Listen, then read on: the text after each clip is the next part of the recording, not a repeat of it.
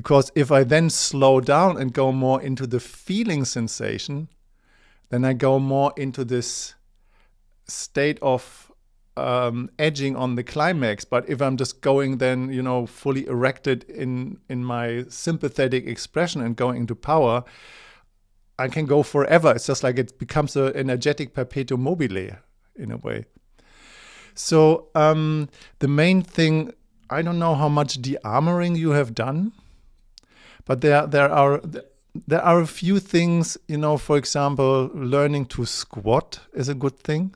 Just really opening up all your muscle groups in the pelvic region. Sitting on a tennis ball, really massaging the pelvic, the perineum. Doing anal release work. So the coffee enema thing that I shared, it's a super beneficial thing. Even if you don't want to do it with coffee, you can just do an enema with water. So meaning the benefit of doing an enema is that everything is just clean, and internal massaging and de-armoring and releasing is just, it's more clean. Yeah, it's not so irritating.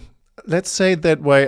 I figured out when I'm using coffee through my butt that the caffeine activates my body without the caffeine goes into the head. So I don't have this coffee downer after if I drink a latte or something.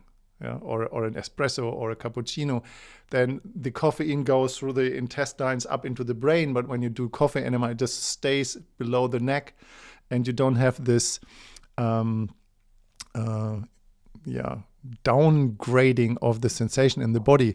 So the frequency of coffee in my lower intestines and doing sensual and pleasurable things, I just recognize that the body is literally the same thing that you have in the freeze response when you're on a survival part of the nervous system. Yeah. So when you're actually in full activation and you are in a holding pattern. So you just have a foot on the gas and a foot on the brake. This is literally in the freeze response. The next step is collapse, and you just pass out.